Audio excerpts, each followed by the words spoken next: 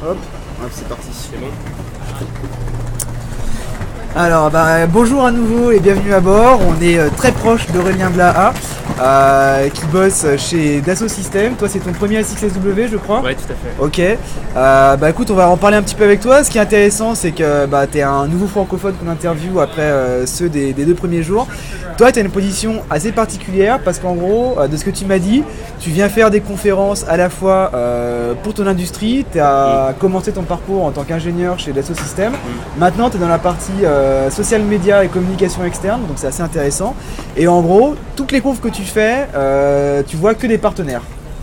Oui, quasiment. En fait, c'est ça, j'essaye de faire un mix de conférences qui parlent de notre industrie. Donc, nous, on est dans en général la 3D, ce qu'on appelle même la 3D expérience. D'accord. Donc, c'est toute la virtualisation et la simulation de toutes les choses qui existent dans la vie réelle avant qu'elles soient produites. On les virtualise, en fait. On aide nos clients à les virtualiser plus précisément. Donc cette année, j'étais agréablement surpris de voir qu'il y a quand même beaucoup de sujets autour de la 3D, que ce soit les inputs de la 3D comme Leap Motion, pour tout ce qui est device immersif pour utiliser la 3D, aussi bien que l'output avec surtout le 3D printing dont on parle beaucoup depuis 1 ou 2 ans. Et en passant par les aspects software aussi, j'ai vu des sessions intéressantes. Et j'essaie de combiner ça effectivement avec toutes les sessions aussi qui parlent de social media en général pour voir les nouvelles tendances et comment on peut essayer de se les approprier dans notre business. D'accord. En parlant de tendance, moi j'étais venu l'année dernière et on ne parlait encore que d'applications, notamment d'applications de Social Discovery. Cette année, on n'en est qu'au 3e jour, un petit peu le 2e vrai jour, parce que vendredi ça a commencé de manière assez lente. Et déjà, il y a pas mal de billets qui sortent sur la revanche du réel, le retour du réel, les objets qui vont battre les applications. Est-ce que tu penses que... Enfin, quelle est ton impression là-dessus ? Je pense qu'il y a une chose qui est importante, c'est qu'il y a eu une phase en fait, il y a quelques années, à l'époque de Second Life, ouais. où on faisait, voilà, ouais, ça remonte à quelques années quand même, mais où on faisait que c'était le virtuel pour le virtuel. C'est-à-dire que on faisait des applications virtuelles, mais juste à des buts de gaming ou juste pour du virtuel. Et là, ce que tu appelles la revanche du réel, nous c'est ce qu'on fait depuis toujours en fait. Et on pourrait dire que c'est First Life en fait. C'est que par exemple ce que Dassault Systèmes fait, c'est des applications virtuelles mais pour le réel. Et c'est toute la différence, c'est-à-dire qu'il y a tous les aspects concret du réel. Quand on produit une voiture ou un avion, il y a des gens dedans, donc il y a des aspects de sécurité qui sont importants et donc il faut que les applications virtuelles elles représentent la réalité le plus fidèlement possible. Ou même si on sort du domaine industriel, on a des applications dans le domaine de l'histoire, par exemple ce qu'on va présenter un lundi matin sur l'égyptologie, la construction des pyramides. On travaille avec des historiens, avec des archéologistes, sur des vraies données, voilà, sur les données les plus fidèles possibles de la réalité. Voilà, on a fait un équivalent aussi qui s'appelle Paris 3D.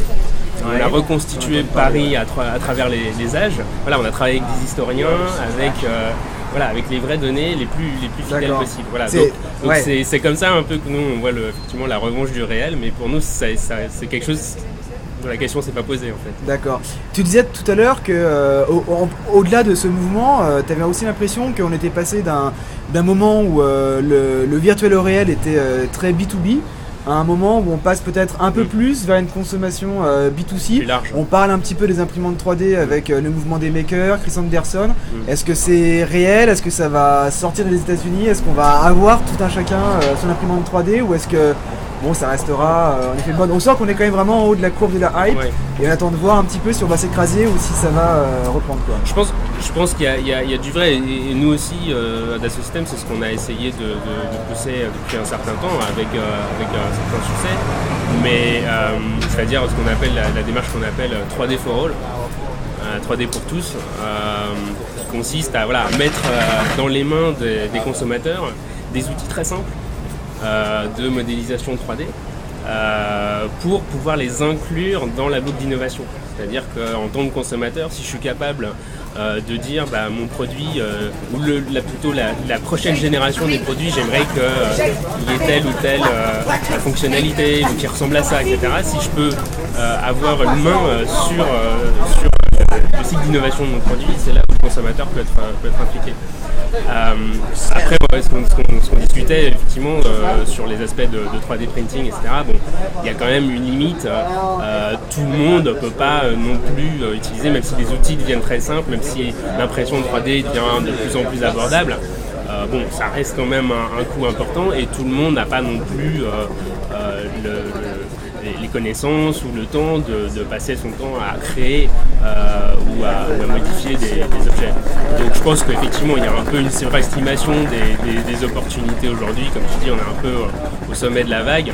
Il va y avoir une rationalisation normale qui va se faire dans les années à venir et puis après on va commencer à comprendre vraiment comment utiliser les opportunités. D'accord.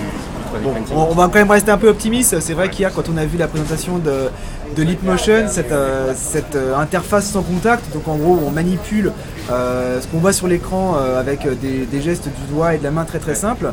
Ce que disaient les fondateurs, c'était que derrière la techno, il y avait surtout un discours d'émancipation, d'accès à la connaissance qui était qui était vraiment fabuleux et qui fait penser en fait à ce que le web et les médias sociaux ont été il y a quelques années, c'est-à-dire des outils pour que chacun puisse prendre un petit peu part à l'activité. Peut-être que pour conclure, tu peux nous raconter un petit peu ce que tu vas faire demain matin, parce que alors non seulement tu rencontres quasiment tous tes partenaires quand tu vas sur les différentes conférences, mais en plus avec des Systèmes, vous avez votre propre événement. Ouais. C'est ça. Juste effectivement pour reprendre ce que tu disais rapidement sur Leapmotion, je pense que ce qui est important c'est la partie d'expérience, d'expérimentation. C'est-à-dire que si je suis capable de ressentir ce que je suis en train de faire, j'ai une capacité d'apprentissage qui va être beaucoup plus forte. Je vais retenir, il suffit, si tu me dis quelque chose, je vais peut-être le retenir. Si je te le fais expérimenter, c'est sûr que tu vas beaucoup plus le retenir. Et donc ça me fait justement une transition pour notre sujet de demain qui est plus justement sur l'apprentissage. Et donc demain, effectivement, notre directeur Amérique du Nord va co-présenter avec un professeur de l'université d'Harvard un projet qui s'appelle Giza 3D. Sur les pyramides. Voilà, sur les pyramides. Et plus particulièrement avec un focus sur comment la 3D peut être utilisée comme nouveau média d'apprentissage dans les écoles et les universités. D'accord, bon ça a l'air passionnant, on essaiera de t'accompagner puis de prendre quelques photos de ça.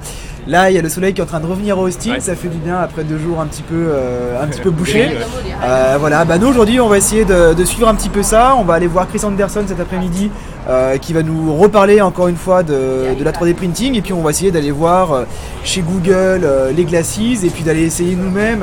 Je crois que Leapmotion a une tente aux alentours du Convention Center où on peut expérimenter l'interface sans contact, donc on va aller voir ça.